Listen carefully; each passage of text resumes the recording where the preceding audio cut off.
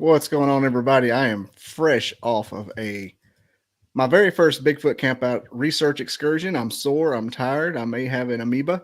I don't know yet. We're still the nurses at the urgent care are still testing the sample, but I had a great time. I didn't know how serious these researchers took it, and here I am back in my cushy lair with the heat on, and I got a nice thick socks, and nothing can hurt me in here.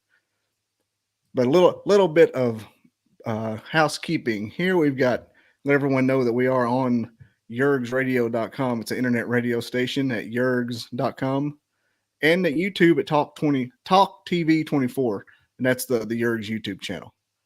Also, I have a little small coffee sponsor. It's friggincoffee.com, and their store is their what's the word? Their store is store.friggincoffee.com. It's good stuff, nice and strong. I like to make stuff a little extra strong, but that's just me. And you can also find this show on iTunes, Spotify, and every other podcast app on your phone by going to bobbydizzle.com. That's all there. But that's all the lame stuff we got to do. Let's talk about Mr. Al Santariga, the Squatchfather. Did I get that last name right? I've practiced it all day. Santariga. Yeah, Bobby. Santariga. Santariga? Santariga. You nailed it, Bobby. You did a good job. Absolutely. No one ever gets it. So, kudos to you. I'm looking at myself in the mirror. The rain in Spain falls mainly in the plain Santariga. Santariga. Anyway, the Squatchfather himself joins the show. Cryptozoologist, many other paranormal talents, including clairvoyance and everything in between to remote viewing. He's the director of several New York State paranormal societies, Dogman, Bigfoot, and of course Bronxville Paranormal Society behind him there, with the scary witch on it. And he comes not a witch. It's the hermit from the tarot cards. Oh yeah. Oh well. See, not look a at me. Witch. I've been in the woods too long, man. And you also come from a long line of paranormal abilities, including a mother who is psychic and a cousin who's a black witch. Yes. Let's talk about the black witch for a second. How does that work? How did you declare it at Thanksgiving one summer or one winter? Like, Mom, I'm a witch, and like, well, no, my cousin, her grandmother was a white witch, and she just kind of had a dark side to her, So even though like her grandmother taught her all the white witch stuff, yin and yang, and she went out and researched the dark stuff for herself, and she leaned on the dark side. She really did not practice any white witch stuff. It was more dark. Yeah. It is intriguing that you said that, because I met a fellow this weekend. His name is Tony Green. He's a Sasquatch researcher, experiencer, and everything. But he was talking about his dad would see dead people, and just no big deal. And like he said one of the things that stuck out in my mind, and he said that they were in their house one night, real late at night, heard a thumping up and down the stairs. He's like, Dad, what is that? He goes, boy, you better hush up. That's just your grandpa going upstairs. And my grandpa's been dead for 20 years. That's not okay. But he also said that his dad is part of like the old school voodoo, hoodoo, like the old South kind of stuff, that New Orleans level. Okay. And the legend going around is if he took a black cat. Now, viewer discretion is advised on this, but this is what I heard, and it's from that old Creole voodoo witchcraft stuff. I may have botched what it's actually called. But you take a black cat, pitch black, put it in a pot and boil it, and apparently the spirits come out and it starts talking. And then then you boil this cat until it falls off the bones. You bury it in an Indian burial ground and take the dirt off the mound and mix it with something else, and you become rich and never be broke. It's like selling your soul to the devil. And he said one of his friends tried that and came to his house, but he didn't get a black cat. And the dad who saw dead people saw this giant red glowing being behind him and shut the door and locked it. Said, you better get away. Like some of that old black magic. That is twisted. Absolutely. Is that not wild? Because yeah, that's twisted. It's like the black has to be. It's like Weekend at Bernie's too. Has to be a black cat. I don't play with anything dark. You know what I mean? I have a lot. I've been doing this a long time, and I have a lot of friends in the paranormal who are into hoodoo and voodoo and everything else. And when stuff like that comes across my desk, I hand it off. I don't play with that stuff. Absolutely not. It's above my pay grade. Ristel said he's more of a dog person. I got cats. I got dogs. You know what I mean? I love them both. I just, when he told me that story, like he said, well, I've never tried it, of course. I'm like, well, I hope not. But that's the kind of stuff that would go around his dad's age, because his dad was born in early last century. He's kind of an older guy. It's wild stuff. Crazy stuff. Absolutely, yeah. So let's talk about just to clear everything up. I am not a remote viewer, and I don't claim to be psychic by any stretch of the imagination. I call it gut feelings and vibes. But I've been told by many world-renowned psychics that I have these abilities. I can't just go and do stuff with my abilities. It's got to come to me naturally. Like if I'm in an investigation and I hear a little voice in my head said, touch this stone, and I touch the stone, and then I get an image in my mind's eye. That's the way it works. I just can't, I'm not a psychic where you can call up and say, oh, I seen this, I seen that. No, it doesn't work that way with me. I have like a little bit of ability, but all of the abilities with a little bit of everything. And it has to come to me naturally. I just can't call on it. So I just say, I always put this out there. I'm not a psychic by any stretch of the imagination. Hey, you're like Wild Thing from I can't think of the movie, Tom Cruise or Charlie Sheen when he was a wild pitcher. What is that movie called? Oh my God, Major League. Yeah, Good God, Major League. Yeah, I couldn't think of Major League. Come out there and just throw wild, but every once in a while you hit one. No, it's just the stuff comes to me. I mean, when I'm in investigations or I'm in expeditions, stuff comes to me, and like I said, sometimes I hear a voice, sometimes I see an image, sometimes I could taste something, sometimes I smell something. It's just different energies affect me differently, and then I know, depending on the energy I'm dealing with, I know what I'm dealing with. But I just can't, like you can't call me and say, hey, I lost this. No, it doesn't work that way with me. Absolutely not. You're not opening up like a clandestine parlor on the dark end of a street. No, absolutely not. No, absolutely not. Yeah, I'm like 1% like that, but it comes to angel numbers. I get those a lot. Like I can read those. Wow. I mean, I mean, it is what it is. What happens, and I have no control over it. So it's a good little marker. Better. So I mean, it is. It is. My mother would have premonitions. It didn't matter if she was in Italy visiting relatives or she was down in Florida. She was a snowbird living with my sister. If something happened in a family or somebody died, my mother would always see it, and then she would call us here in New York and say, go check on this one, go check on that one. Or she would call Italy and tell them to go check. Everybody always came to my mother. So my father would make her sleep in another room because she would have conversations all night long. Entities would come to her all night long, and she would be talking in her sleep the whole night and would keep my father up. And he worked construction, so he didn't play that game. It's like, listen, you got to go sleep outside. I got to get up before 4:00 in the morning and go to work. So, but she had no control over it either. Just, they came to her when they came to her. They didn't come to her all the time. But, when I was 4 years old, 4 or 5 years old, my grandmother passed away, and I got her room, I got her bed, I got her sheets.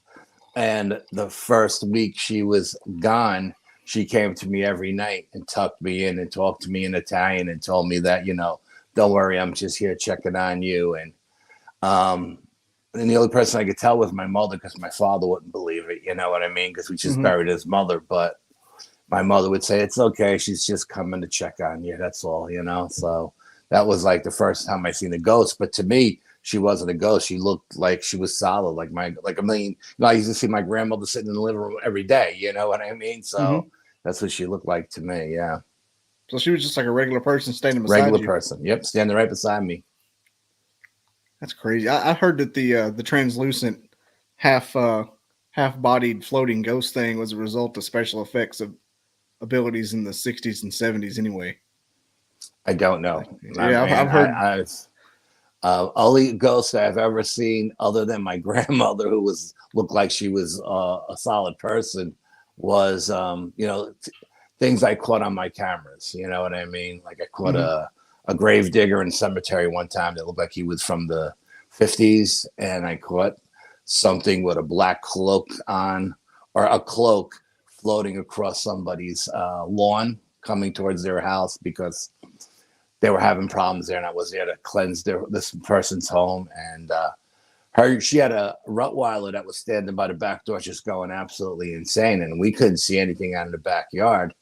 So I told her, put the dog in the garage. I want to try an experiment. So I put the dog in the garage, and I opened the sliding glass door, and I took a photo through the screen door. And in the photo was this hooded figure floating towards her back door, like he was getting ready to come in, you know? And that's, like I said, those are the only two I've ever caught in all the years of being out here doing this stuff. So yeah, it's interesting. Yeah, the dog going crazy is a telltale sign.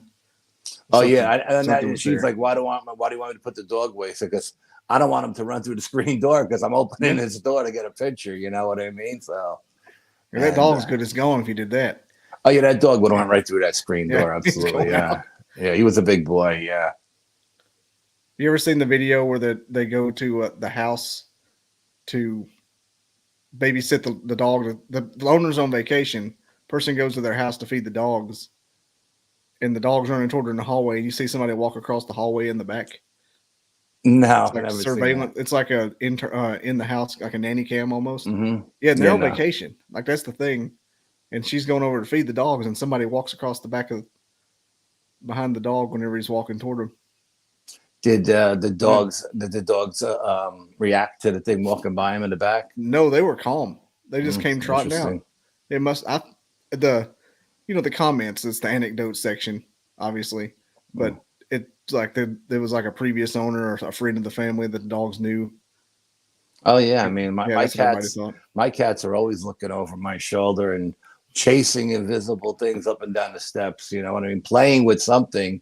I just assume it's spirits of my other cats. We've had so many cats. We've been in this house for 30 years. We've had so many cats over the years that there's probably like a dozen other dead cats floating around here, running around with the two I have downstairs. So Bristol's talking about fellow Westchesterite and fan of Bronxville Paranormal. Oh, Florida Sasquatch encounter is the most incredible recounting I've ever heard. Oh, thank you. Yeah, that was pretty crazy. Absolutely, yeah. What was that? The Florida Sasquatch encounter. If it's that cool. Oh, that was actually a skunk ape incident in 1974 I had down in South Florida. Yeah, that was insane. Yeah, absolutely. Bristol. So you've been all over the place with the Sasquatch investigations. Then, well, I was a kid down in Florida visiting my sister at the time. So you weren't even investigating; you were just there. No, we was just there for this. It was like Florida. Florida was my summer camp. Me and my cousin would get sent down there every summer, because my sister had an in-ground pool. She had, we had our own dirt bikes there, and we knew everybody in the neighborhood. And one of the guys had a horse ranch, and we would take tours out in the swamps, and it was just a great thing to do. And my brother-in-law, he would take us to Disney World and Ocean World, whatever it's called. SeaWorld, yeah. And Ocean World. We went to the Florida Keys. We went to the Everglades. We went to the West Coast, Alligator Alley, and we were always going somewhere. We're always doing something. It was a lot of fun, spending my summers down there. Yeah, there are worse places to be in the summer. Yeah, I mean, my father didn't want me hanging around the city. You know what I mean? Because he knew I would have gotten into trouble if I would have just been hanging around doing nothing. So, what was your encounter with the skunk ape? 1974. There was a heat wave in Florida, and there was a drought, and there were fires in the Everglades. So a lot of creatures were getting pushed inland. My sister lived in a little town in South Florida called Davie. It was right on the outskirts of the Everglades. We actually were in a square, like a 2-mile square, little piece of dirt with canals all around us. and the only way in and out was over like a 1-lane bridge. And you know, first night we experienced anything. My sister had two canine German Shepherds, big bone dogs. They were like 125 pounds each.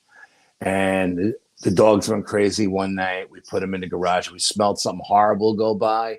We didn't know what it was. And when we talked to my sister and my brother-in-law at breakfast, they said that was the skunk ape. And we didn't know what the skunk ape was. We thought they were pulling our chain, you know, like skunk ape. Yeah, what's a skunk ape, you know? And my sister explained to me it was like the Florida Bigfoot. And of course, we didn't believe them. And then after we finished our chores in the morning, we would meet up with all our friends in the swamps because we would, you know, jump dirt bikes and stuff. You know, do what kids did, you know, build bonfires in the swamp. And that sounds amazing. And we talked to our friends, and they were like, "Oh yeah, every summer when it's hot like this, skunk ape comes around." Like they blew it off like it was no big deal, you know. And then one night we were going to bed. It was 2 o'clock in the morning, and she had a sunroom that faced the driveway. She had a circular driveway with a fountain in the middle, with a big picture window. It had to be like 8 feet by 4 feet, with a pull-out bed and sensor lights all around the house. And me and my cousin were going to bed. We're laying in bed, and the sensor lights go on, and we see this giant shadow go across the wall in front of us, and the dogs just go Comanche, right? So again, I jump up and I grab the dogs. I drag them into the garage because if my brother-in-law gets up, everybody's getting their ass kicked, even the dogs, you know. And so I do like a belly crawl towards the big picture window, and I peek out the shade to see what's out there, and I see this thing that looked like King Kong to me standing in the middle of the driveway, and it had red eyes and it had like a red tint to its hair. And I thought it'd seen me, you know, like just one eye peeking out of the corner of the window, but it must have seen its reflection in the glass. And it did like this incredible Hulk flex and scream, you know, like almost challenging itself. And then it headed off towards the side of the house where it was an empty lot. And I dragged my cousin Anthony out of bed. And I said, come on, we'll go in the kids' bathroom. It's outside of the house. Because I knew once it hit that lot, the sensor lights on that side of the house would go off. The house was fenced in on 3 sides with like a 6-foot fence to keep the dogs in, you know. And so we're standing in the bathroom, lights off, tinted glass, tinted screen, and this King Kong looking creature is walking past the fence. And I'm thinking it's got to be about 9 feet tall because it's 3 feet taller than the fence. And it's looking at us the whole time, like it could see us, but we couldn't figure out how it could see us because we had the lights off. At one point it stops, reaches down, grabs a wild watermelon, takes a bite, nothing left but 2 nubs, throws the nubs on the ground and starts walking towards the back of the property. We run out to the screened-in patio at the back of the house because, again, we know when it passes the back of the house, those sensor lights are going to go on. Behind our house was a man-made lake, and it got to the man-made lake and it squatted down and it drank the water out of the lake the whole time looking at us. It never took its eyes off of us, and we couldn't understand how it could see us, but we could see him with the lights on. Then it walked off into the swamp where we used to ride our dirt bikes and have our bonfires and stuff, you know. And it just started screaming in the swamp, and it was just going nuts. And it made all the animals in the neighborhood go crazy. There was like I said, down at the east end of the west end of the square. It's called Sunshine Acres. At the west end, there was the horse rancher, and at the east end, there was a cattle rancher. And you could hear the horses going crazy and the cows going crazy. And so, you know, we couldn't believe what we seen, and we told my sister and my brother-in-law about it, and we told all the guys in the neighborhood about it, you know. And a couple of nights go by, and there's not really much going on. It was like right after the 4th of July. I remember that. It was right after the 4th. And then one night, my brother-in-law had an Italian restaurant, and he would come home every night around 12 after he closed the restaurant with any pizzas that they burnt. and he would give them to us. That was our, our pay for doing work around the house. We popcorn ceilings, we painted, we did all kinds of stuff, planted shrubs and cut grass. And so we were all eating the pizza outside the patio one night. And all of a sudden we heard a commotion coming from the horse rancher's farm. And we heard like a 30-30 going off, boom, boom, boom, boom, boom, So we run out to the front house and you can see the muzzle flashes going. So my brother says, jump on your bikes, go see what's going on down there. So we jump on our bikes and we race down to the horse rancher's house. And our friend, one of our friends, was his father on the ranch. And he comes running out. And it's like, what's going on? What's going on? And he said, oh, his father had just brought in this wild Mustang or something, whatever it was, from like Wyoming. And he couldn't keep it in the stalls with the other horses because they would kick. It made all the other horses nervous. So he had it in the corral. He had a Native American Seminole come in every day to work this horse. And the night it was in the corral, this skunk ape snuck up on this horse and grabbed it by its hind quarters. Now, what we assume happened was the horse kicked out, jumped the corral, ran into the pasture. Once that happened, the horse rancher came out with the gun and just started blasting, and the skunk ape ran into the swamp. And next day we go back and the sheriff is there and he's taking a report. And the Native American goes out to the pasture to bring the horse back. And when he brought the horse back, the horse had handprints on its hind quarters. Like if I was to grab you by your wrist and squeeze as hard as I could, that's the kind of, not claw marks, handprints, And the sheriff said, okay, we'll pick up. Was it like mud? It was like actual, like. No, it was like hand embedded into the horse's hind quarters. Yeah. That's how hard this thing grabbed this horse, So the sheriff said, okay, we'll pick up the patrols. You guys are right on. We're literally like a block into the Everglades. You know what I mean? So he said, we'll pick up the patrols. And so they're coming around, him one side, a deputy on the other. A couple of days go by, a week or whatever. My sister-in-law, my brother-in-law had friends flying in from New York. So they go, look, we're going to take these people out to Miami, dinner, dance, and the whole 9 yards. You guys, you'll be, watch the kids. You got the dogs. You know where the guns are, yada, yada, yada. And because we always took the guns out into the swamp and shot, you know what I mean? Everybody back then down in South Florida, it was a cowboy town. The biggest ever, there was dirt roads. The biggest thing that happened in Davie back in 74 was the rodeo on the 4th of July.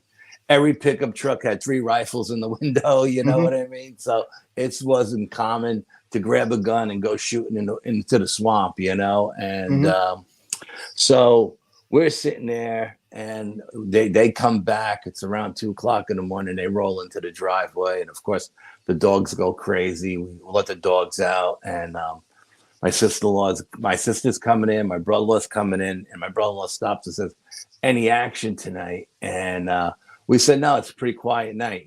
No sooner did we say that, we hear this blood-curdling scream.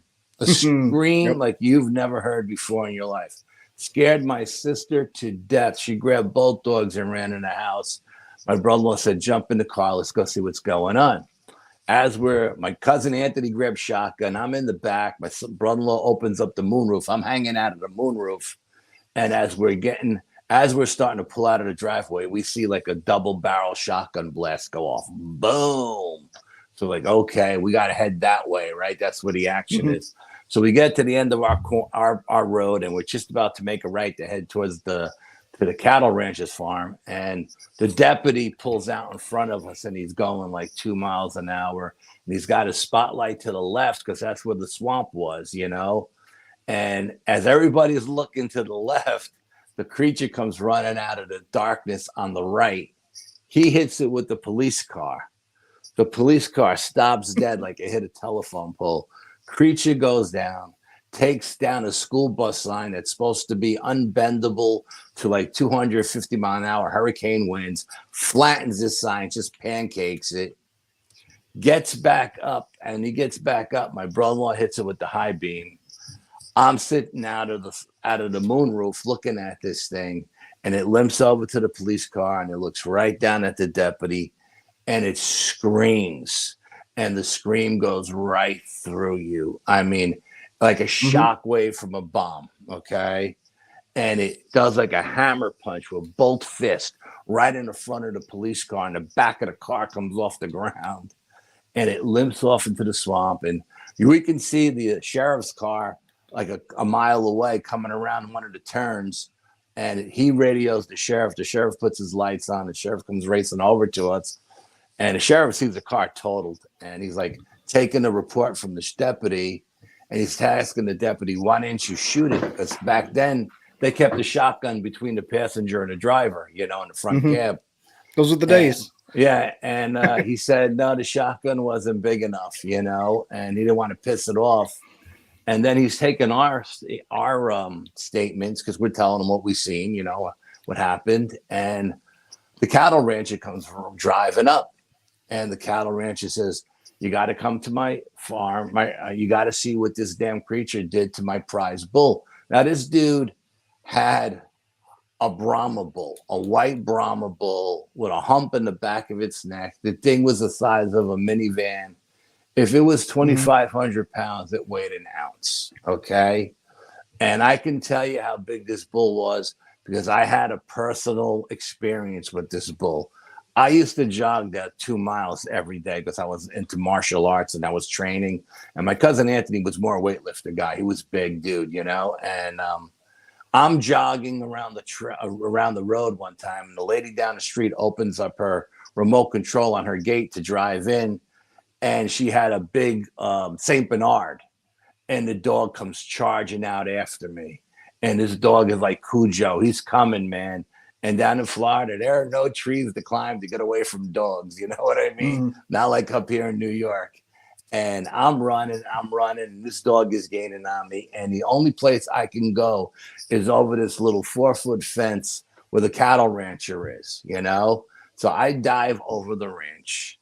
The dog jumps up against the fence, and he's up there with his paws. And the bull sees the dog, and the bull's looking at me, and the bull's looking at the dog. And the bull's walking over towards the fence because the dog is making all this commotion. And I'm 10 feet away from the bull. I can tell you how big. And I'm thinking, if this thing charges, I'm diving one way or the other. But I actually worked my way around the cows to get to the front gate to get out. And by the time I could get out, I got out the front gate. The lady down the street called the dog back. So I seen this bull up close and personal. So when this farmer said that this thing killed its prize bull, I was like, no way. There's no way. So we go around the deputy. We leave him broken down in the middle of the road. We follow the sheriff and the rancher back to his farm, and the sheriff is panning the pasture with his spotlight, and there in the middle of the pasture is this white Brahma bull bleeding out with no head. And then no head. And then he pans the pasture, and about 100 yards away in a different direction, there's the head. And it was just like mind-boggling. I couldn't comprehend how this creature could kill this bull because this bull was so big, and so we thought, because that whole summer we see reports on the radio, on TV about the skunk apes. We've heard reports on the radio. There was reports in the newspaper and all the towns around us. You know what I mean? There was all kinds of reports. So we thought that we were going to be interviewed by all these people, these news reporters, and all of this stuff. That particular night, the sheriff calls in the county police and the state police. They come with dogs, horses, and helicopters, and they search for the skunk ape, and they can't find this creature anywhere. They were there all night long, searching the swamps. But like I said, we were an island surrounded by swamps. So, I doubt very much they were going to find it. And the next day, no one ever came to our house and asked us to interview us as witnesses. I know the sheriff took our names down and our statements for the police car. You know what I mean? So yeah, obviously, if there was a report for the police car, our names are in it. So if somebody, unless he reported the police car hit something else, you know what I mean? I don't know, but we gave our statement as true as we could do. But we were very, very Surprised that no one ever came around. It's like it never happened. And then actually, the week we flew back to New York, the end of August, we flew back to New York. On the other side of the swamp was a good friend of my brother-in-law's, this guy, Ralph. He had a horse ranch on his side. And my sister was telling me when I was back in New York that the skunk ape broke into his barn and dragged a pony out and broke a pony's neck. It was dragging the pony back into the swamp with him. And apparently when he kicked the door in or whatever this thing did, it hurt himself and it was bleeding. And they followed the blood trail. This guy, Ralph, called up all the neighbors and everybody went out there on horses and guns. And they tracked this thing right to the swamp with the blood trail. When they got to I guess they must have got close to it because at one point they did find the pony with its broken neck, so it never was able to drag the pony into this actual swamp to get away with it. But yeah, so then that was just on the other side of the canal, and then one of my friends, the kids from the neighborhood used to go swimming in the canals, okay, and they would say, we swim in the turnaround at the end of the canal. The tide comes in, turns around, and goes out. The alligators never go in the turnaround. And I'm thinking, you guys are out of your mind because there's alligators in the turnaround. I mean, there's alligators in the swamp. There's water moccasins in the swamp. There's fish. There's turtles. There's all kinds of food in that. We used to go fishing there, And so why when the alligators go in there didn't make any sense. But these kids would all swim in the turnaround. I mean, me and my cousin never went in. We're like, no, that's okay. One day, my cousin Anthony and I are fishing in the turnaround, and this alligator is sunning himself, and he floats in on the tide. And hand to God, man, when he woke up and seen where he was, his eyes went like this, and he ran on the top of the water to get out of the turnaround. Like he knew it was a danger zone for him, and he got out of there. And one of my friends, he was a real rebel, he was a local kid, and he says, I think that the creature has an underground cavern in the turnaround, and that's why the alligators don't come in here. He goes, I'm going to search for him. And I was like, he goes, come on, help me. And I go, no, I'm not going in there looking for no, especially he's diving through the cattails. Like if you get caught up in that stuff, you get drowned. And at some point he found something and he swam into it, he said, and he came out underneath an underground cavern. He said, and when he came out from under the water, he said there was like tunnels in all directions, like little caves. He said, and it smelled so bad that it burnt his eyes and his nose and his mouth. And when he swam back out to get me, to tell me what he had found, he was bouncing off the walls like this dude. Because when he went in, he said, time me. If I'm not back out in 5 minutes, you get on the bike and you go get my brothers, And I was like, okay. And when he came out, all he was wearing was jeans, short jeans, pair of shorts. And when he came out, he stunk just like the skunk ape. He smelled to high heaven, and he was bouncing off the walls. I found the lair, and he was just going crazy. And I was like, wow, this is insane. He's like, you got to come with me. I got to show you, And I was like, dude, I'm not going in there. Are you nuts? I was like, just think about your father. If your father woke up in the middle of the night to go to the bathroom and he's seen somebody in his house, your father's going to shoot first and ask questions later. I'm not. If we pop our heads up out of that water, this thing happens to be there and sees us, it's going to snap our heads off like, bottle tops, No question there. And then he said to me, well, then you got to promise me you never tell anybody because I don't want the government coming here and blowing everything up, because basically it was, not only was it where we did the horse tours and where I jumped our bikes, but that's where we had our bonfires. And, we all shoveled shit at the horse ranch's farm to make a few dollars for beer and stuff like that. You know what I mean?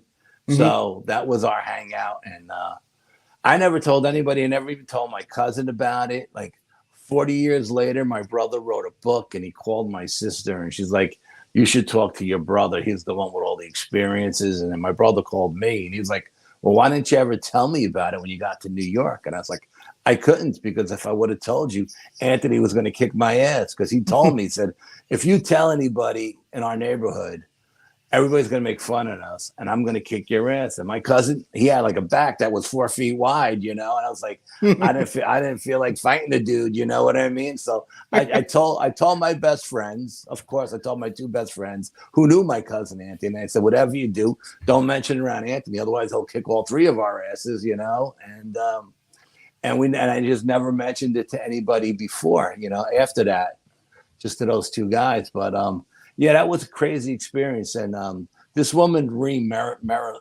something like that is her last name. She's a member of the Florida BFRO. She lived in the next town over, and she was like the same age as me.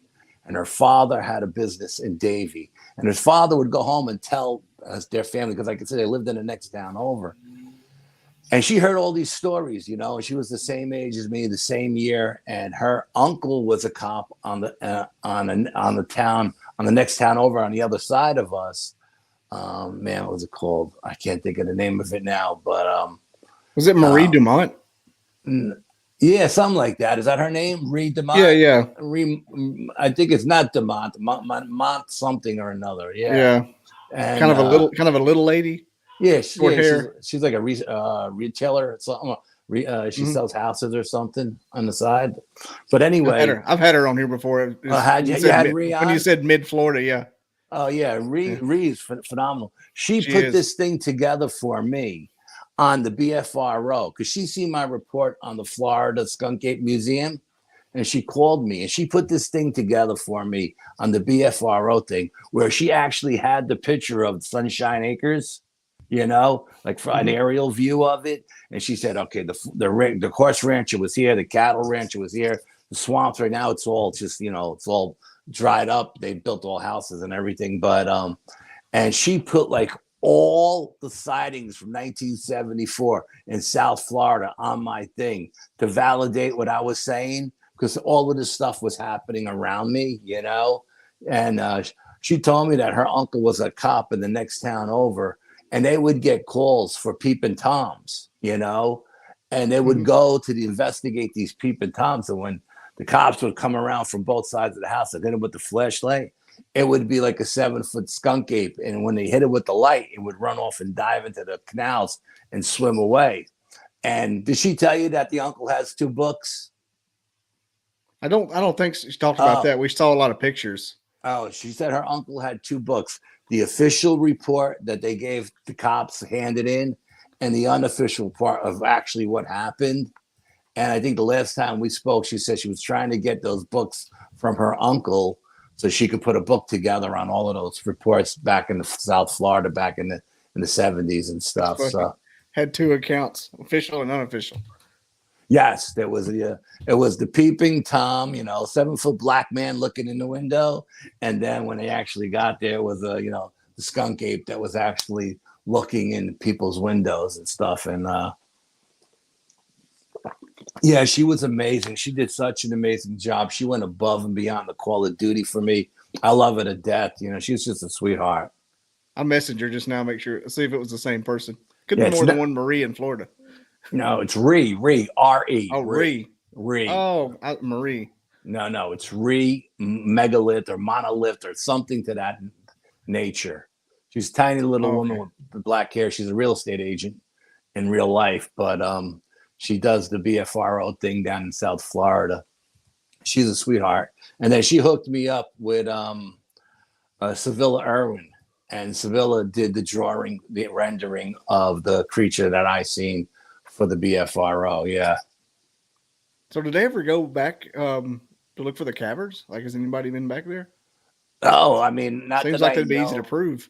No, because like I said, the kid that I knew back then, I don't remember what his name was, but he said he was never going to tell anybody. And you know, I went back to New York. I wasn't going to tell anybody. And now they drained all the canals and filled it in with dirt, and it's just houses everywhere now, you know. So it doesn't even exist like it did back when I was there in 74, you know. So that does answer some of the questions, because people are like, where do they go during the day, and where do you see them?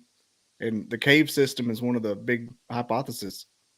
Yeah, and I believe it. That would 'Cause check out. when my friend told me he found a cavern, he was going to go in it. And I was like, dude, it's probably an alligator nest, and you're going to swim into an alligator nest, and the mother alligator is going to eat you. You know what I mean? Don't go in there. You know. But he was like, no, this is no alligator nest. This is a cavern, and I'm going in. I was like, you know, whatever, dude. You do what you want to do. You know, but I ain't going in there. The fact But that you it know smelled what? like it's The- crazy. but the alligators never came in to turn around. These kids would go in there and swim for hours and splash around, and literally 50 feet away, there would be like 4 alligators just looking at them, and they would never come in. Yeah, it was That's crazy. crazy. Yeah, it's Yeah, crazy. Absolutely. I feel like that's the only thing we said. It's crazy. Yeah, that's all you could say. You know, these guys were wild guys. You know what I mean? These kids. Like Were you the skunk ape didn't even phase them. You know. That's it was wild because I was about to ask you if they ever got into those animal pens and got any of them, and sure enough, ripped the head off of Brahma and killed a pony. And Yeah, killed a. From what I understand, from what I was told, it was probably trying to have sex with the stallion or the Mustang that was in the I was corral. about to say that. But I mean, you know, that's what I Yeah. was told by other researchers that have witnessed them or taken reports of them behind these horses or cows, you know. But I was like, dude, I don't know how true that is. I didn't see it with my own 2 eyes, so but I seen the horse, the handprints on that horse, and you know, it was pretty crazy. So he was about to make it clap. Yeah, I don't know what. Yeah, I don't know what it was gonna do, but My mind didn't go there until the handprints, yeah. and I was like, "Oh shit!" Speaking of But skunk, with I the think the Brahma bull didn't want to have sex, though. I don't think. no, I think the Brahma bull wanted to fight. That the could have been in the pasture looking for a calf. You know what I mean? To grab a calf to take out. You know, and the bull just the bull seen him in the pasture and just charged him or whatever. I don't know, but it was pretty crazy. this is kind of I said the bull situation could have been like an Ed Kemper kind of deal. How he did to his mom's esophagus, but we won't talk about that on this show. Yeah, no, Now I'll have to yeah. now I'll have to make this episode explicit. Yeah, no, don't talk about that kind of Don't talk stuff. about Ed Absolutely, yeah. Kemper. Ugh. So what in your research in the past and this included, or do you fall on the strictly hidden ape, or do you get into the woo of it? Oh, Of I the don't cryptid call it world? woo because a woo is a disparaging term that Yeah, that the apers made up to try to make everybody else look like yeah, idiots. You know, so I don't call it woo yeah. I've heard it described as what or happens, mind no matter where. speak. Yeah, I call it the supernatural or paranormal or telecommunications. Yeah, telepathic communications hmm because I don't want to belittle what it is. I over the year look, I've changed my mind 100 times from the first time I seen this thing till now. I thought it was the missing link and everything in between, you know, alien and you name it. My mind has gone there. But now, after all these years and everything I've experienced, there's no doubt in my mind that these creatures are because the native and I do a lot of research with Native Americans, and they always said from day one that these being they called them a tribe. They always said hmm that they were supernatural, you know, and I believe they are. I but not so much supernatural, but interdimensional. I think what we call paranormal or supernatural hmm is all natural in the grand scheme of the universe, you Yeah, it's all know. nature. Yeah, I think we just don't understand it, so we call it paranormal or supernatural. But if we knew the deeper meaning of the universe, you would see that this is all just natural abilities. Absolutely. It's probably normal in others specs of the universe, like Yeah, something oh, just without a happens. doubt. In other dimensions and other, yeah. In the grand scheme of the universe, it is normal. It's not paranormal. We just don't understand it. So that's the term we have to label everything as humans so that if we don't understand something, it's paranormal, you know what I mean, or supernatural, however you want to describe it. But it's just normal in the grand scheme of the universe. It's normal energy. Yeah. I like to use the phrase that it's often said that technology too far advanced is indistinguishable from magic. And so you got that if what they're using is a version of technology possibly given to them by ancient ETs, maybe, because the UFOs and the cryptids all have the same little in and out process. They have the same abilities a lot of the times.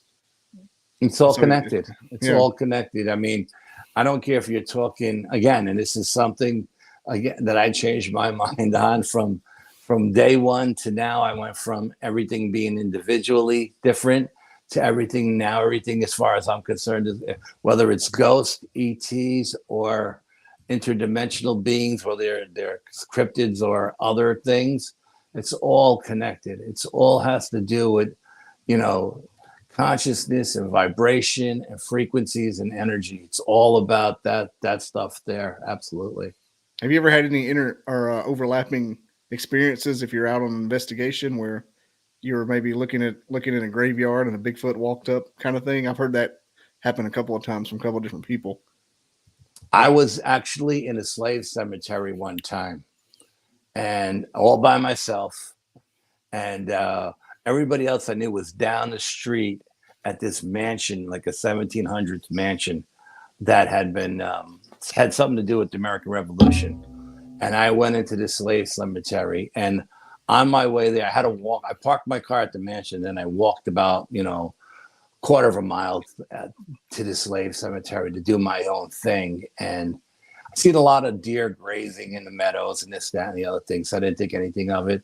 Got inside and I started doing my thing and having communication with the slaves. There were no headstones.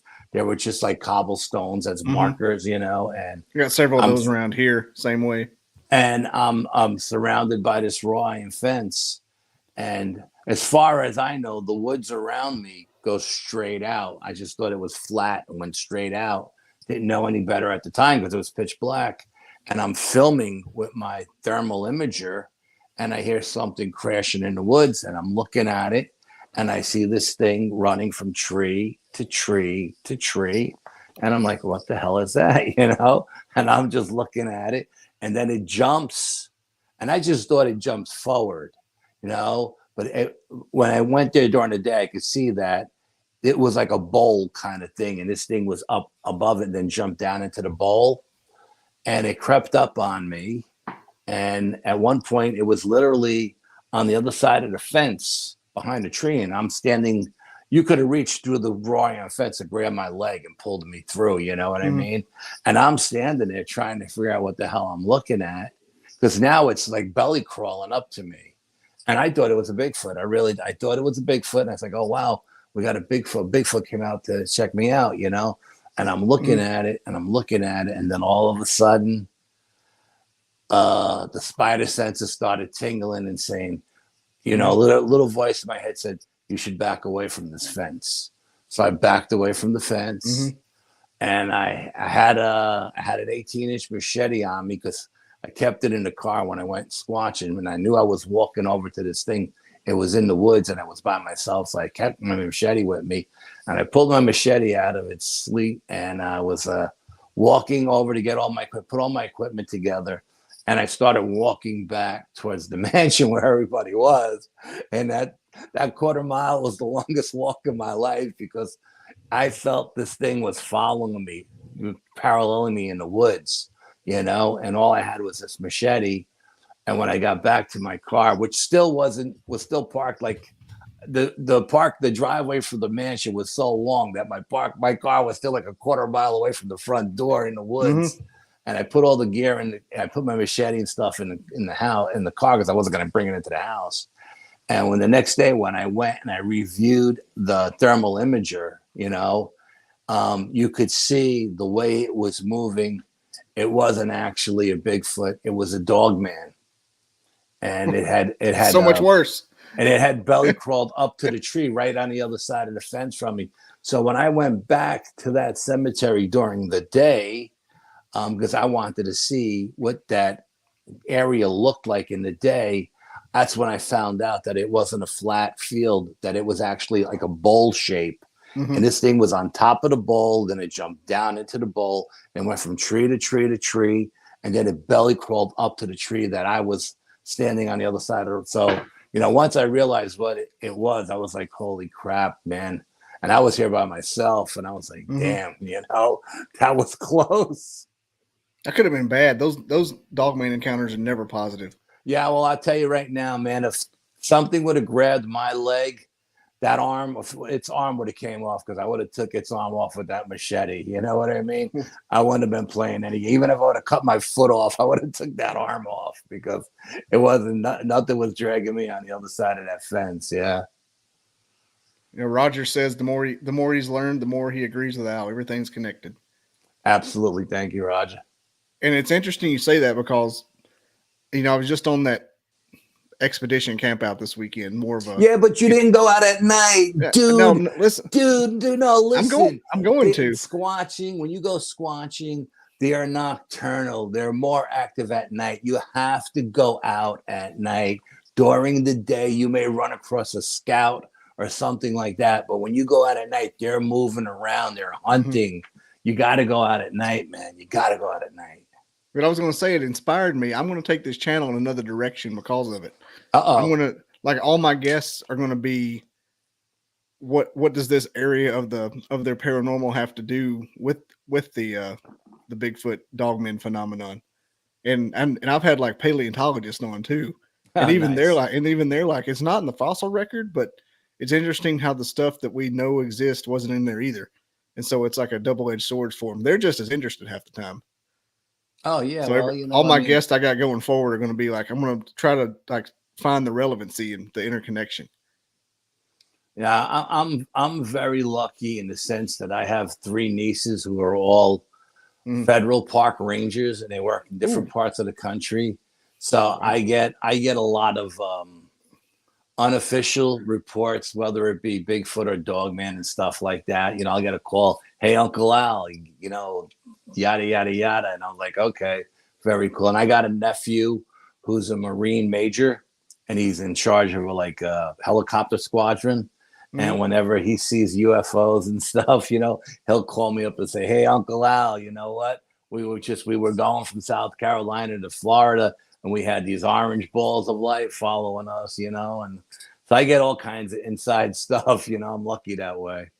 What's the craziest thing you can vaguely tell that you've heard from the park ranger nieces? Nothing really crazy, just like that the Bigfoot and the Dogman stuff are in their hand manuals when they hire you. And I'm not talking about the summer help. I'm talking to people who are actually like biologists that work that are real rangers. Not the interns making volunteer hours. Yeah, no. They give you a handbook, and they tell you what to do if one of these creatures or entities come into a camp. You know what I mean? If it's a Bigfoot, then they'll just take the campers and move them to another location. If it's the Dogman, they'll close the whole side of the mountain down, and they won't let any. And they'll tell everybody that they're doing some kind of forestry stuff, and they'll just close like one whole side of a mountain for a Dogman. But for a Bigfoot, they'll just move the campers to a different location and stuff like that. They are, again, this is something that not a lot of people know. At least the Bigfoot that I know of are protected by federal law. If you kill one in a federal forest, it's a $10,000 fine and 10 years in jail, and there's no getting around that. That's wild. Yeah, it's a law. It's an obscure law that's in one of the. I'm not going to say which branch of the government, but it is on the books. Yes. Yeah, I've heard they made it illegal to do that in like a couple of states as well. Well, here in New York, in Whitehall, New York, they've made it illegal and to harm them as well. In I forgot what county it is. Ulster County, one of those counties. I forgot, a little bit further north than me, up in the Adirondacks. And I wonder like when you said that they're actual park rangers, like I wonder if the same feeling when you get into like the special forces or you get stationed at one of these bases that has possible, reverse engineered alien technology. Like the first time you see it, like how do you handle it? They have like a special chair they sit you down in and take a breath with the paper sack. No, it's all part of orientation, from what my nieces told me. Yeah, it's all part of orientation. They're just gonna just break it to you right in the middle, But right next to the and, sexual harassment policy. and they have code words for them and all of this stuff too. You know what I mean? So if they're on an open band and they have to call it in, they use a code word. So if there's anybody listening on ham radio, they won't know what the hell they're talking about. Stuff like that, Yeah, Now there's I got all to make kinds it of my stuff. mission to find this out. Because I know the park rangers don't have any kind of like classification. Their stuff's not national security. No. Because I know all about the classification stuff. Yeah, and if you think about like the 411, all the missing people that go missing, Yeah, and the FBI says they don't have any, they don't keep records on them. You know what I mean? It's not even though it's a federal park, and if someone is killed there, the FBI has jurisdiction. They still don't have any records of anybody missing, but there is a branch of the government that does keep those records. It's just not the FBI. I'm not going to say who it is here, though. You know what I mean? Maybe that's why they call you X-Files Al. Well, yeah, I think the X-Files stuff came early on in my career when I was like inundated with UFO stuff, experiences and stuff like that. Yeah. Did you ever hear the story I think my brother gave me lyrics? that nickname one time. He was doing an interview when he wrote his book, Paranormal Family and Friends. And my brother said, well, if the X-Files ever needed any new episodes, they could just reach out to my brother. You know what I mean? Something to that effect. Like the Squatchfather nickname came from Chris Reinhardt from Discover Sasquatch.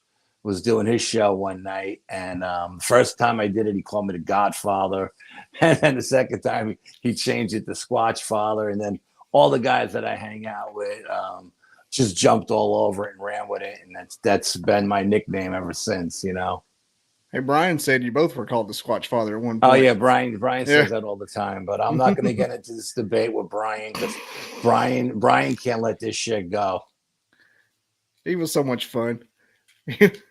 Now, Brian was not called the Squatchfather because there is no Jewish Godfather, only the Italian Godfather. Oh, what does he say? He didn't get to ask Brian last week, but have you had any UFO experiences? He's from Pleasantville, so almost the same distance from Hudson as Bronxville. Hundreds of sightings over the years. Who, me? Yeah, I've had millions. I've had tons and tons of UFO experiences. Absolutely. I mean, people have been after me for years to write a book on UFOs, paranormal, and cryptid, my experiences.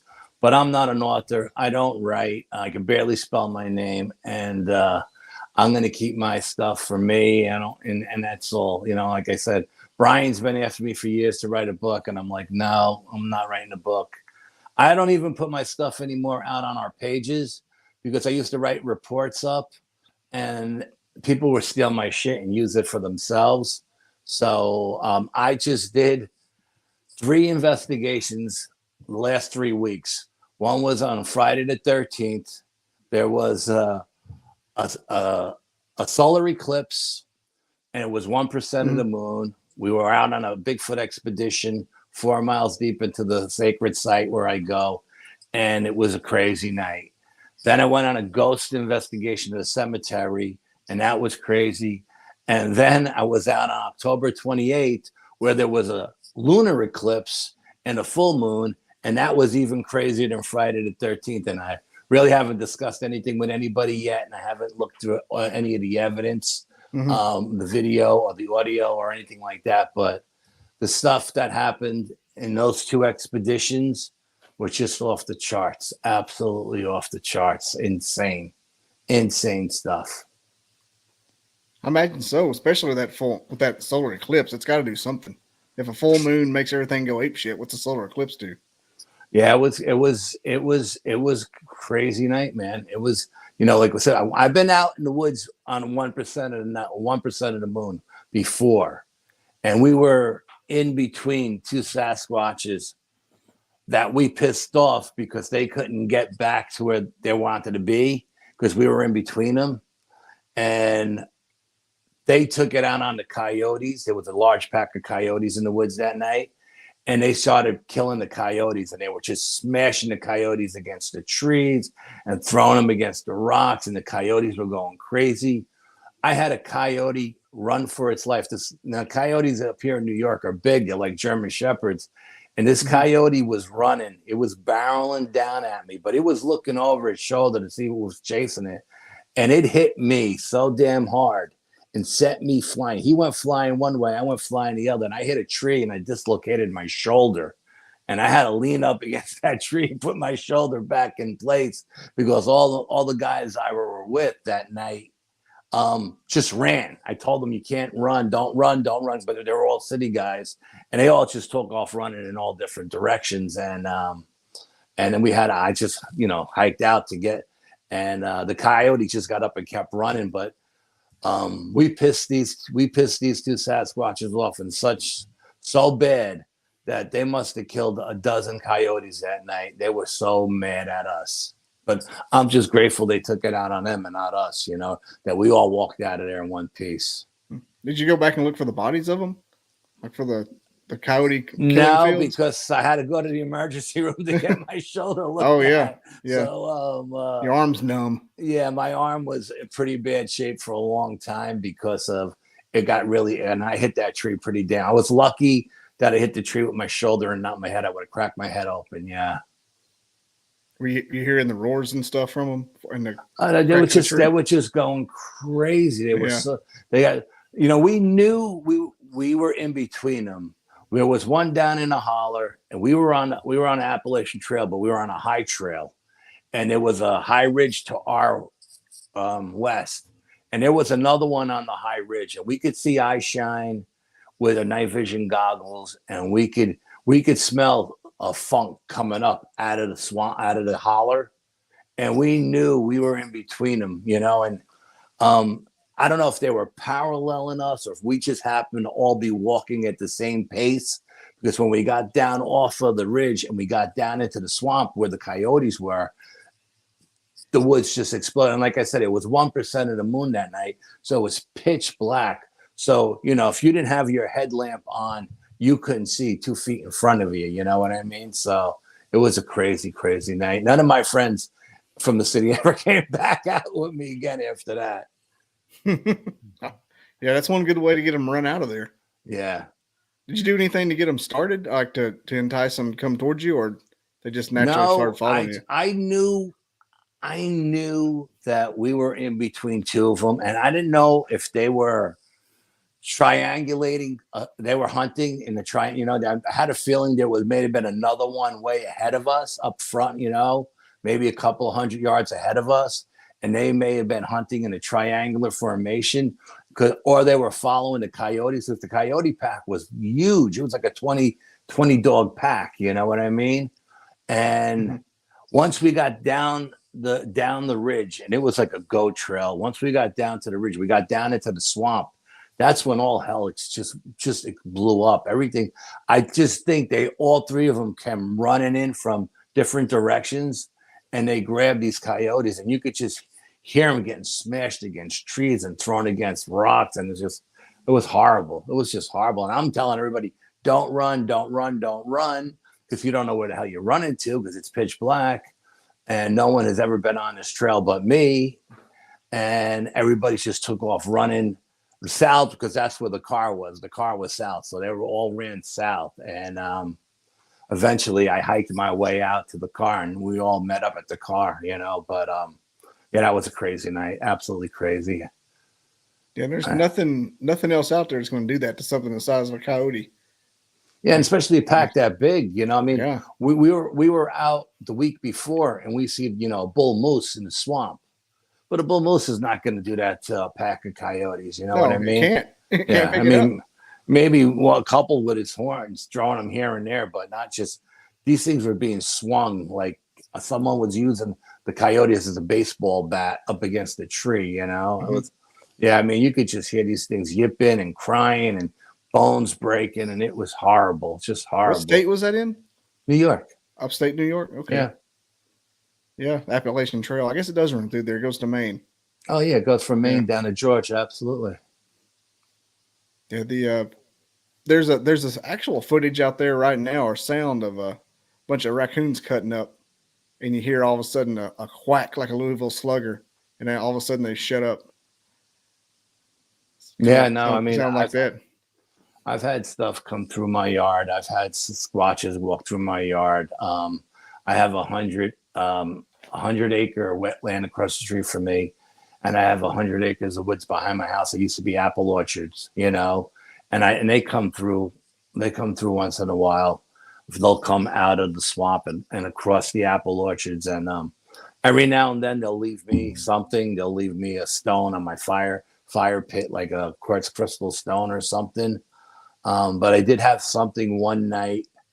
I think it was a dog man, to be honest with you, running through the woods chasing something. I think it was a raccoon, because we heard all kinds of commotion in the woods. And when I ran out to the back, my shotgun, I have 100 luma light on my shotgun.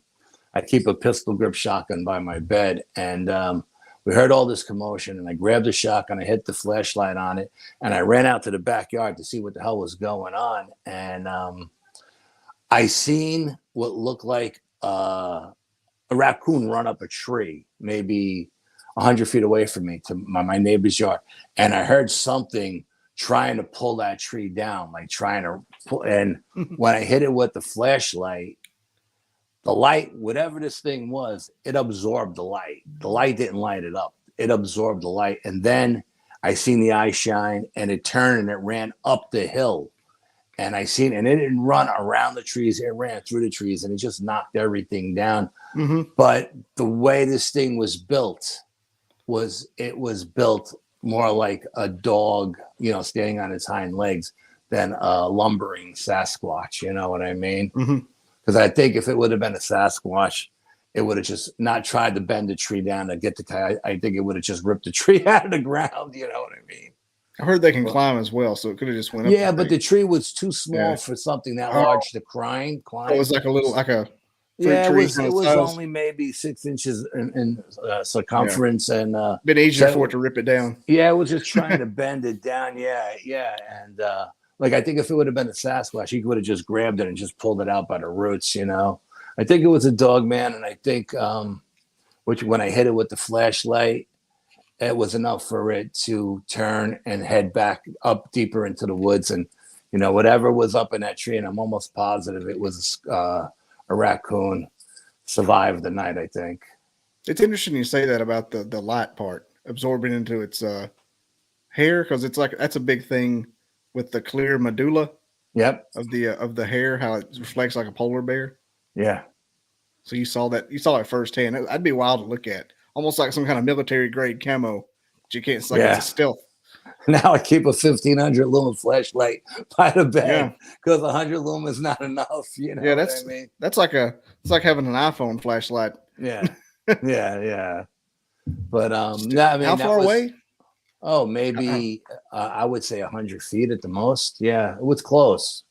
Like I said, I ran. It just sounded like there was a bulldozer going through the woods, knocking down trees. You know what I mean? And I was like, what the hell is going on out there?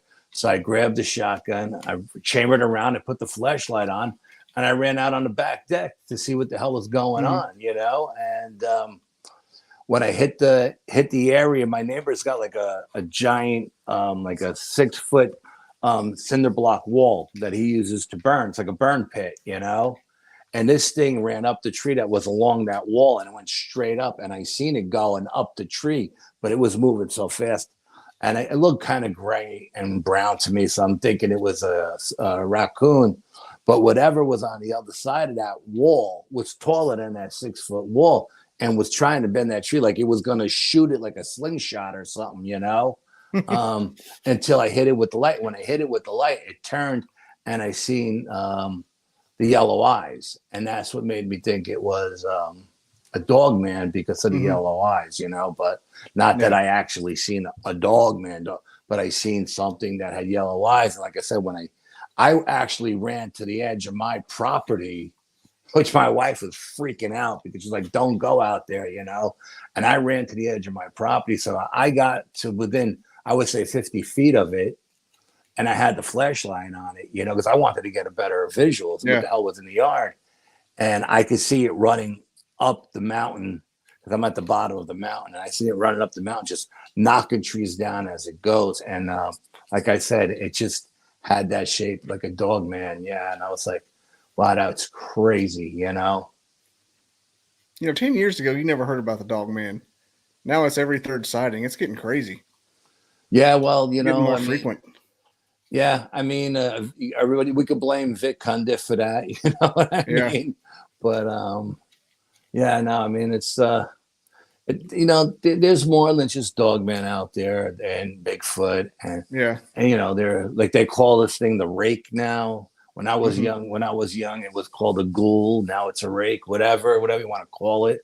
But there are so many different things that come through the veil when it's thin, you know, from different dimensions, and they come and they go. And some things are big and scary, and some things are just black little blobs that are harmless, but stuff comes through, you know, and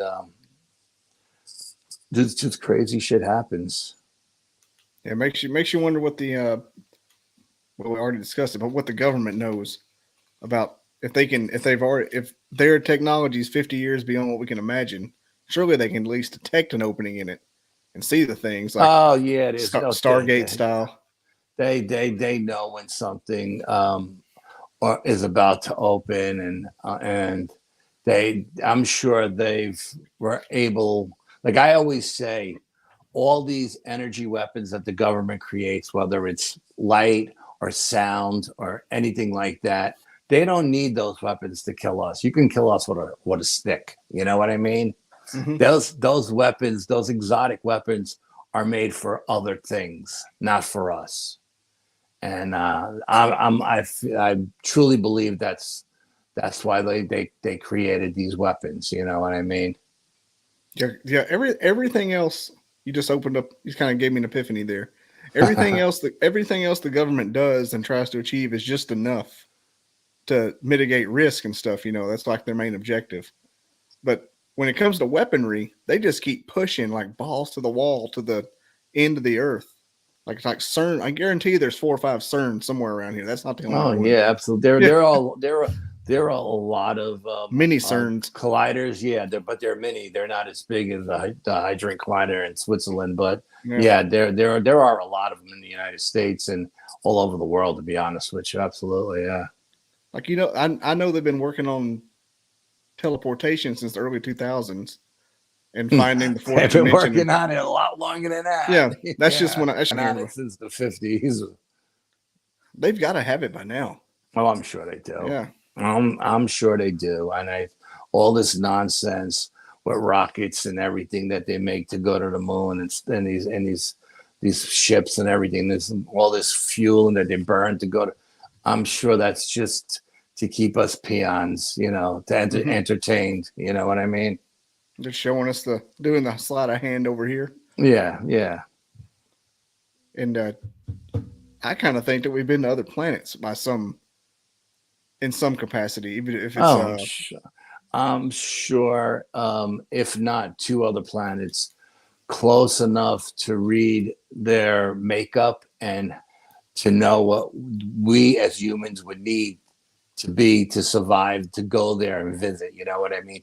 We just can't show up if the planet is like 6,000 degrees, you know what I mean? And pop in, which we would burn up immediately, or, you know, stuff like that. But yeah, absolutely.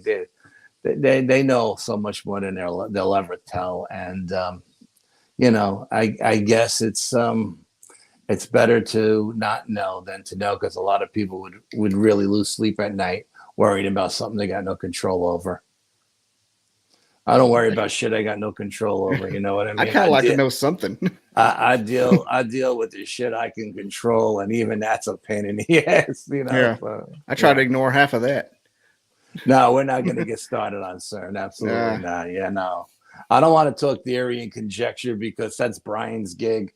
I like to talk about my personal experiences and my investigations and stuff that I actually can validate, or have people who are with me to validate what happened and stuff like that. So, you know, I've been down the conspiracy theory road many, many moons ago. And it's, to me, I know it makes for great radio because you could debate it. You could debate it till you're blue in the face. No but wrong me, answer. No one's right. No one's wrong. You solve nothing at the end of the night, and it's just a waste of time and energy as far as the way I look at it. You know what I mean? It's basically telling jokes that aren't funny. But I've been there. You know, I was there 25 years ago, and I loved it, and I dove in head first, and you know, and but I'm just at this stage in my life, I don't even bother with it anymore. Like, even like when people say, "Oh, I want to go out and I want to get that $1 million shot and this and that," and like, I don't care. I don't care about video. I don't care about photos. I don't care about proving anything to anybody. I'm so beyond that. I know it's real. I know it's there. What I do now is I don't investigate to get photographs or audio or video. I investigate to see how the environment changes when things are around. I got 250 readings that I do every time I go out.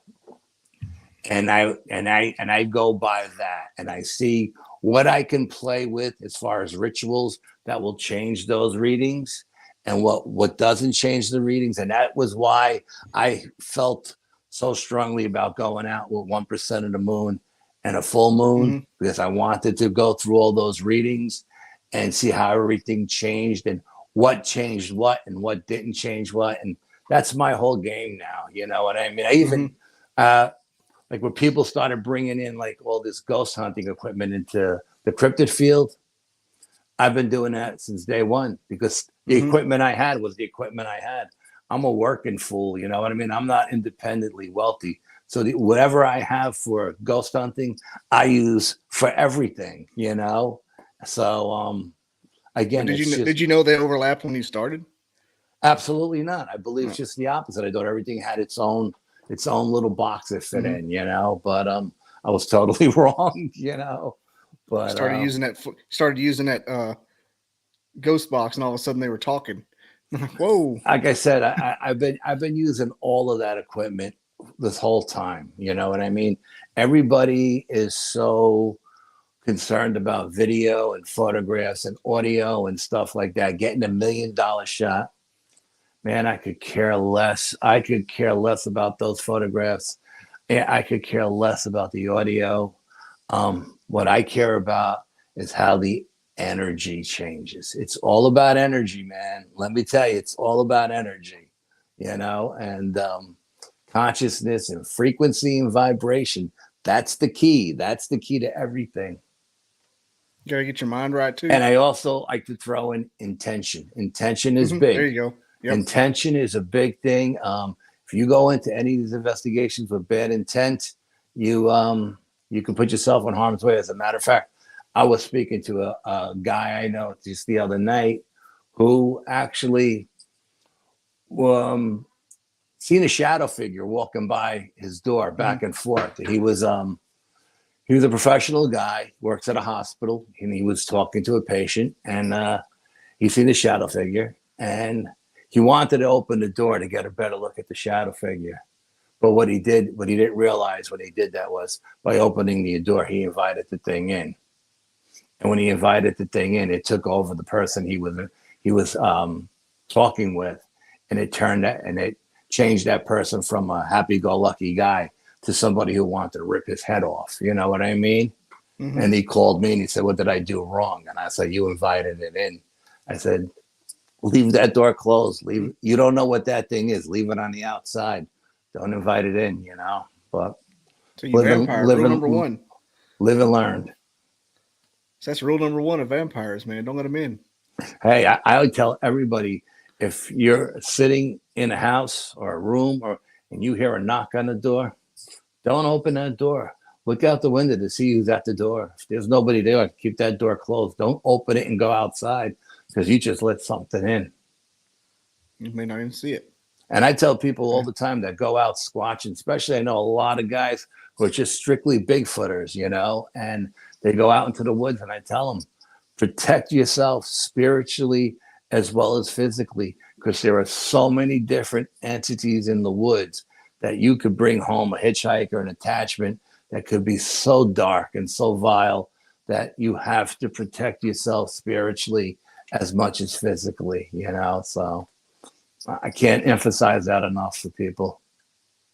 Is there anything, whenever you start doing a new spot, say for looking for, like, I would say cold investigations, like potential squatch that may have potential, is there anything you do, like, to start off to go in just to get your initial reading of the place, get your initial synopsis? I usually get a vibe. I get a feeling that says this place is, it may not look squatchy, you know what I mean, but I get a vibe that said this place is squatchy. And then I'll go in, I'll research. Of course, I go in and research during the day, because if I don't know where I'm going, I want to see where I'm at. And then I'll find a location that is actually squatchy, and I'll hunker down. Like I tell people, if you really, really want to have a Bigfoot experience, don't go like these people on TV. It's all entertainment. It's bullshit. Go into the woods, find yourself arches, X's, bends, breaks, twists. Find locations like that. And then when you find them, hunker down there. And if this tribe is in the woods that night, if they're in that area, they will find you. You'll never find them. But if you find a location that has all of these signs, then you're in a good spot. And start there and just hunker down there. That's all you have to do, is sit down and wait. Those twists seem wild, though. No, some of those things are huge. Yeah, no, I mean, we've come across a shelter that was made like an A-frame house with trees that were 8-10 inches thick, interwoven inside. Like, what's got the strength to interwove trees that are this thick inside each other, you know? And I was trying to get my friends to go in so I could get a photograph, but no one would go in. So I went in, you know, and I got photographs on the inside, and my friends took photographs of me. And when we went back the next week to do more research on this thing, this structure, it was gone. It was just gone. It wasn't like the forest rangers came in and cut it with a chainsaw. There was no any evidence of anything being cut with a chainsaw. There was no evidence of logs being thrown, scattered around, or even thrown in a pickup truck and taken out. The structure was just gone. Like somebody took it apart tree by tree and carried it off. It was crazy. I was trying to read what Duffy said. He's heard you 1 million times. First time he's ever seen you on video. I guess he's talking about you. He could be talking about Bigfoot. He has encounters sometimes. Oh, could be. Yeah, absolutely. I don't know. Yeah, like I said, I don't really care about video or photos or any of that nonsense. I'm in a whole different place, you know. And like I said, I stopped putting my reports out on our pages because people were robbing my shit, and I was catching them. You know what I mean? Catching people robbing my shit, and then when you confront them, you know, they become like what do you call it? They stick their head in the sand and they go underground. You can't find them anymore, you know. So I don't even write up reports anymore because I'm just tired of people stealing my shit and putting it in books as their own. Not that I'm going to write a book. I have no desire to write a book. You know what I mean? But I just don't want my shit being used without my consent. You know, I've caught people said his wife would write it. I caught people taking my experiences and editing them to fit their narrative. And I was like, dude, don't take my shit and edit it. Tell it as is, because the way I tell it is the way it happened. By you editing this out or that out, you make it sound like a bullshit story. You know what I mean? And it's not a story, and it's an experience, you know. And then they run and hide, and you don't see them ever again. But just tired of that nonsense, you know. I didn't have any idea when I started doing this just to hear stories for my own interest that there were so many egos and people who just like tied everything to this field. I'm talking about it's just as hard as they could go. Didn't matter if it was real or fake. It was that Bigfoot was their animal. It was their career. I'm like, and lied about it and hoaxed it and tell everybody else they were a hoaxer. Yeah, well, Steal. look, I don't get involved in any of that paradrama. You know what I mean? It's insane. There's a lot of paradrama going on right now in this field. I don't understand it. I'm like, calm down, y'all. I don't want nothing to do with it. It doesn't affect me. I don't. You people want to fight amongst each other, be my guest. Just leave me out of it. I just don't want nothing to do with any of this, any paradrama. I could care less. And like I said, these people, everybody, these egos are big. You know, they have these big egos. They think they're more special than they actually are. You know, like when you put every paranormal researcher together, 99% of the population never heard of them. You know what I mean? Mm-hmm. We're a small community with a small community of people who follow us. You're not somebody, you know, you're not special, you know. These people who are trying to get fame and fortune out of it, you know, these are the people who are just making shit up, you know, and I got no time for none of that nonsense, man. You know what I would like to know, because they do the same thing with the alien bunch. Like people come up with their own little cinematic universe and call it their encounters. The Blue Duck guy did the same thing. Like, what was the late night conversation? Like, look, what we're going to do is we're going to say this happens in our backyard and do a bunch of blob squatches and go on all this stuff and like some kind of secret get rich quick scheme. But yet they never get rich. I just don't understand the motivation. Because they think they're going to get a TV show, or Yeah. they're going to be on TV, and then they're going to be special. And every TV show I've ever done, I've never seen. I don't want to see me on TV. I'm a fat dude. I'm made for radio, not for TV. You know what I mean? And I don't want to see me on TV. I'll be honest with you. You know, I don't watch all of those documentaries that I made or anything like that. So I've never even seen myself on one episode of anything I ever done, because I'm happy right here behind this microphone talking to you. That's where but like, I know a lot of people, they want to become podcasters, and they want to do this for a living, podcasting. Well, the reality is you got to get up every day and go to work and make a living. Not too many people can do this for a living and survive, you know? So I don't want to be a podcaster. I tried podcasting. I had a lot of fun when I did it. It was a lot of work. We were very, very professional the way we did it. And it took all my time away from being in the field investigating. And I'm happiest when I'm out in the field investigating. Doesn't matter what I'm investigating, long as I'm out, boots on the ground, out in the field investigating. And that's why I walked away from podcasting. You know, I need to hear myself go on and on and on, ramble every day. You know, no, I got no time for that. I get it. You're meant to do what you're meant to do. I think I was secretly meant to be a podcaster. Like I'm getting signs, and so I'm sticking with it. And that's I fine. may be terrible. No, that's fine. I mean, if that's what's your calling and that's what you were meant to do, and then go for it. You know what I mean? But a lot of people, I'm gonna be brutally honest with you. Okay, when I first started doing interviews, all of the podcasters were ex-radio guys, and it was so much more professional than it is today. Okay, when I tell you those dudes would do stuff like they were doing it for a big national radio show, you know what I mean? Shit was very professional. so professional. There was editing involved. There was pre interviews involved, Yeah. editing involved. What do you want to discuss? What you don't want to discuss? What I mean, there was so much, and that's the way we did our show. When we did it, there was three of us, and we all had our little niche. You know what I mean?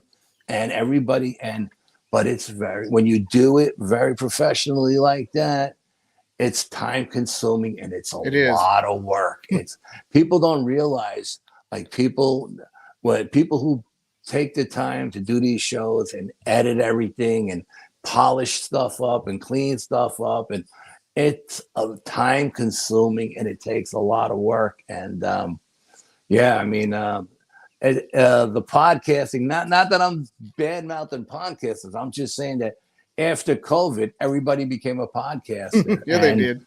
And the ex radio guys all went away. You know what I mean? And this is just what podcasting has become now, and it is what it is. I don't have an issue with it. I'm just saying, back in the day when I started, it was like you getting a phone call from a 50,000 watt radio station saying they want to have you on, or a TV station, and you had to go to the studio. You know what I mean? And all of this stuff. It was a lot of protocol before than it is now. And that's not a knock on you or anybody who's just starting out, but it's just it's the brutal reality of what it was and what it is. Hey, I've seen it. I've seen the people that they look at the screen and do this. Okay, we're live. Hey, tell us a little bit about yourself. Hey, I've done interviews with hosts who were phenomenal, and I've done interviews with hosts who were horrible. I mean, when you guys says we're going to do an hour radio show, do you have an hour worth of equipment? And yeah, sure. And then you tell them something, he goes, and then what happened? And then you tell them some more, and then what happened? And they never ask you any questions of their own, and they never get to any questions in the chat room.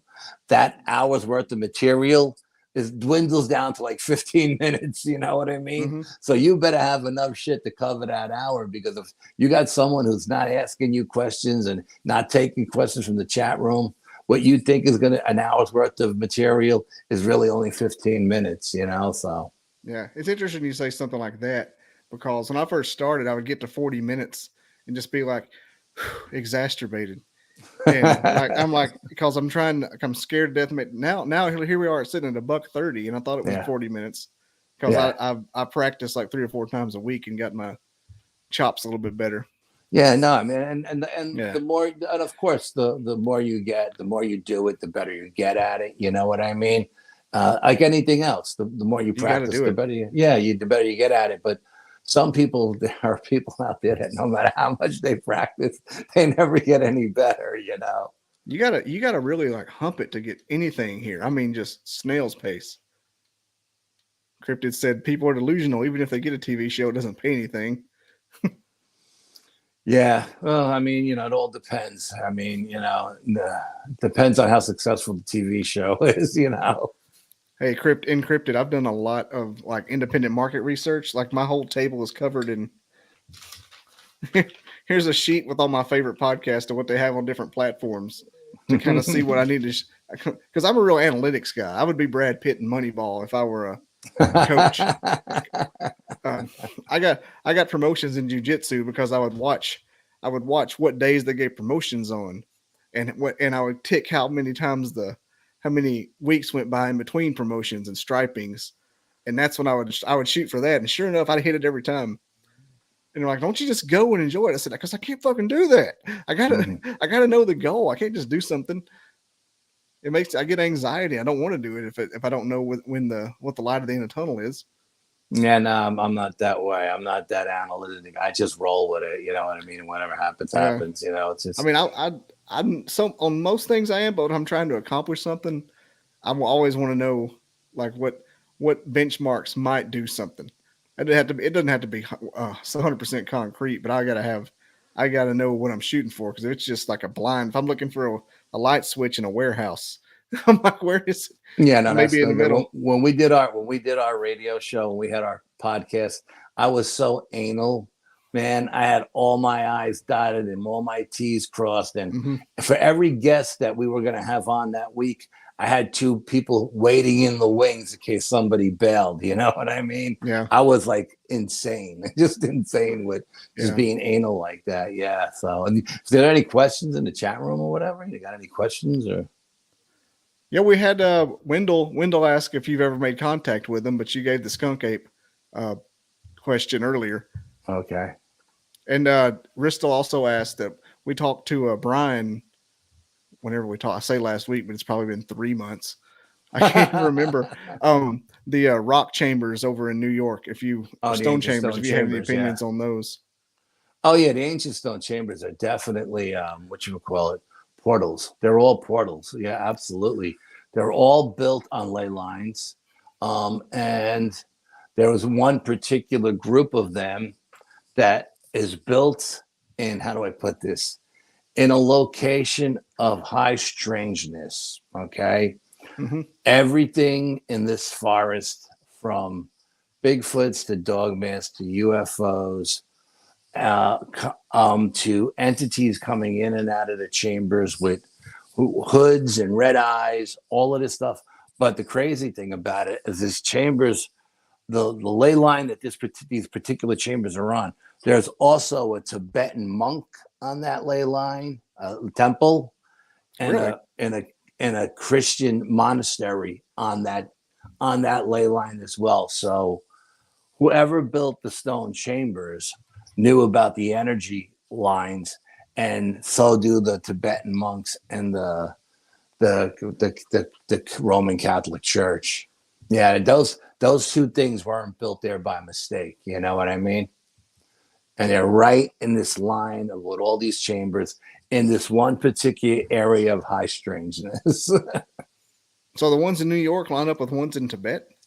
No. There's Oh, there's a ley line that goes across this area. And not only there's a stone chamber, say, to the far west and to the far east, and in between the 2 chambers is a Tibetan monk, a monastery, and a Roman Catholic monastery, a temple and a monastery. And I don't believe that the Tibetan monks and the Roman Catholic priests built them there by accident. No. I guarantee the ancient folks knew all about those ley lines. Oh, absolutely. They know all about the energy lines. Yes, absolutely. And like I said, and another thing, I don't know if Brian mentioned it, when we did the ancient stone chambers, all the chambers in the dead of the summer, in the middle of the summer, it didn't matter if they were in direct sunlight or underneath the tree canopy, were all 64 degrees. Mm-hmm. And no matter where you went, no matter, all the chambers were the same exact temperature on the inside. And to me, I found that mind-boggling, because you would think if it's sitting in the sun all day, it should be warmer than one that's underneath the tree canopy that's not getting hit by direct sunlight. But for some reason, it's not. Yeah, depending on how much dirt's on top of them. I know they look like the little hobbit shires. Yep. Yeah, there's dirt on top of them. Yep, absolutely. Yeah. Yeah. Well, I got kind of like a control group for that, because I work on a military base and they have all the bunkers. They look like a big they look like those, but much bigger. Yeah. And they're all the same temperature. They're all the same temperature regardless. Are they? Yeah, they're all cold. Really? That's interesting. Interesting. I didn't know that. That's very interesting to know. I'm going to put that in the vault. You know what I mean? All caves are an even temperature. Oh, are they? Yeah, that's weird. It's like 68. Oh, I didn't know 62. That. I'm not a cave. I'm not a cave diver, so I wouldn't know. I'm not either. No, but it's just something. It's something like my grandpa told me when I was little about caves all being an even temperature around the world. It's like 60 something. You said 64. Yeah, it's not 68 percent. It could be like 68, 62, 58. Oh, wow. That's interesting. Again, something I didn't know. I learned 2 new things tonight. That's interesting. Absolutely. I think cool. All ears of corns have even rows of even. The kernels are all even on corn. I think that's really. that's something. Yeah, I think that's true too. I never Yeah. thought to count the kernels on Mhm. my corn, you know. Count them. I think it's either. I think it's all even. Really? Oh, you're blowing my mind now. That's Yeah. crazy. Talk to Alabama folks, you learn something. See what Yeah, happens. absolutely. Yeah. Well, I mean, Give we you have New corn York. in New York too, but I never thought Yeah. about. They have I corn just in eat it. I don't count the kernels. You quote of know the what I night. mean? They have corn Yeah. in New York. We got tons of corn in New York. Yeah. Yeah. What movie were we talking about? I don't know. Encrypted. I don't know. Did I mention a movie? Look, I make movie references while I'm in the Oh, you were bathroom. talking about the baseball movie before. Oh, Moneyball. Yeah. Yeah. He And the gets one on before base. that with what's his name? Sheen. Charlie Sheen. Yeah. You talk about that Major one too. League. Major League. I said Yeah. you're like the major league of psychic ability. Yeah. So I You get the mean, tarot cards out, they start playing Wild Thing. no, I don't play tarot cards. No, I've had my team psychic for 12 years now, and she says to me that I'm the only person she ever knew that never asked for a reading. And I always tell her because I'm good where I'm at. I don't need to know anything about me. I'm okay just where I am. And you know, like I said, I don't claim to be psychic. I don't do remote viewing. The shit just comes to me naturally, and I take it when it comes to me. And that's all I do, you know. So I feel the same way about the reading. I don't want to know a lot of stuff. I don't really want to know the next chapter in my life if I'm going to die next week or something. That'd ruin your whole day. Yeah, no one they can't see that anyway. But you know, it is what it is. Absolutely. No, I don't feel the need to actually ever have to go. You know what I mean? I did table tipping one time, and that was just mind boggling. Yeah, I did table tipping at the Gettysburg. We did a table tipping session, Wow. and the stuff that came through on that table was mind blowing. It's a hell of a place to do something like that. Oh man, it was just mind blowing. Absolutely mind blowing. Yeah. What about dodgeball, Bristol? You don't like dodge? If you can dodge a wrench. Encrypted was asking about your ET experiences, but I think we're past time to go into a new subject. Yeah, we're too far. We're too far along now. I got to get up at 4 o'clock in the morning, so Yeah, I'm gonna be bailing pretty soon. Yeah, we're in the fourth quarter of this, Bristol. Yeah. Can't you read the room? It's been amazing though, Al. I'm glad you came on here. Oh, thank you for inviting me anytime. Absolutely. Yeah. You know, Brian hyped you up like your agent. He was like, you got to get out. Brian, you know, I love Brian like a brother. You know what I mean? And I just talked to him yesterday. As a matter of fact, we talk just about every day. You know, we're always bouncing shit off of each other. But he's got to let the Squatchfather thing go. He really does. He just won't let that go. You know. So I keep telling him, if you don't believe me, just ask Chris Reinhardt. He's the one who gave me the name. You know. I may have to get you all three on here and have a fight. Oh my God, no, absolutely not, absolutely not. Because once Brian gets something in his head, you can't get it out. So I stopped arguing with him many moons ago. He's like, this is it, and that's it. And I was like, we used to go tooth and nail back and forth, and he just wore me down. I was like, I'll just do whatever the hell you want. I don't care anymore. You know? He's got that good summer camp story though. That's a good one. Oh, well, he was up in Connecticut. Yeah. You know, did he tell you we went up there and we researched that spot? Mm-hmm. We went up there and we measured that window and everything. You know, it's like 9 feet in the air. Yeah. We measured that whole thing. We went up there. We went up there with Chris Reinhardt because Chris's spot is like right next door to that. You know, so we killed two birds with one stone. And we had a crazy. Did he tell you about what happened on the way down the hill with me?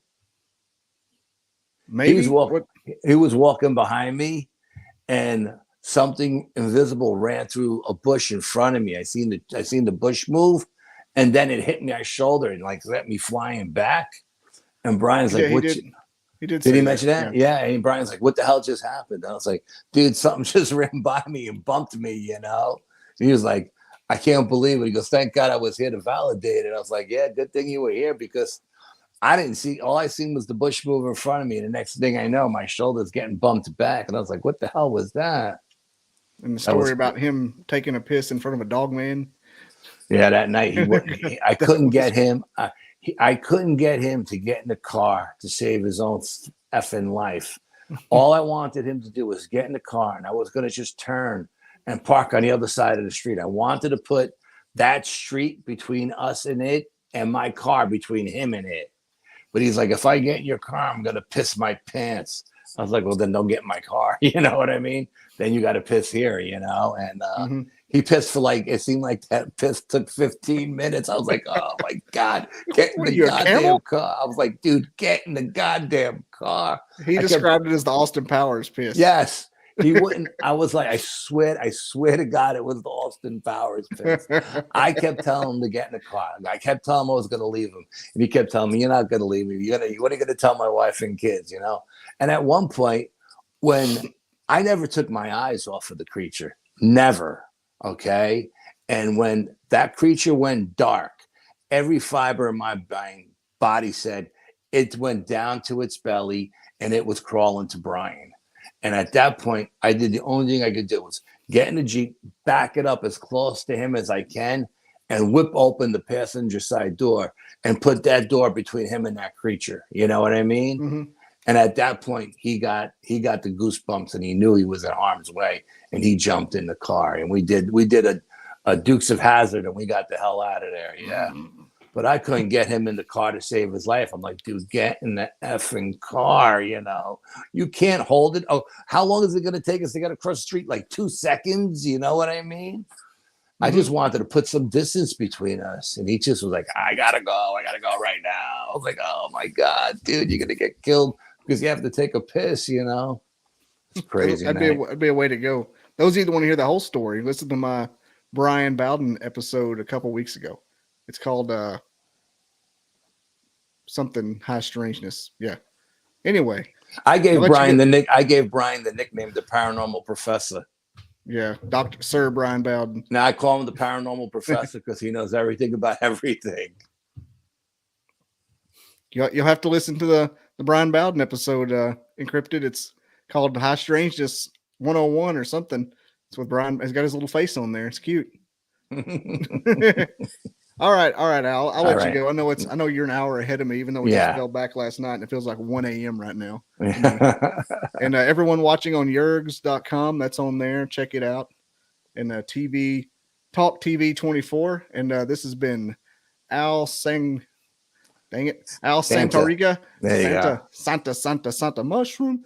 Santariga, the Squatchfather. All right. Thanks, Al. Let's play some music and see you out of here. Ciao. See you later, man.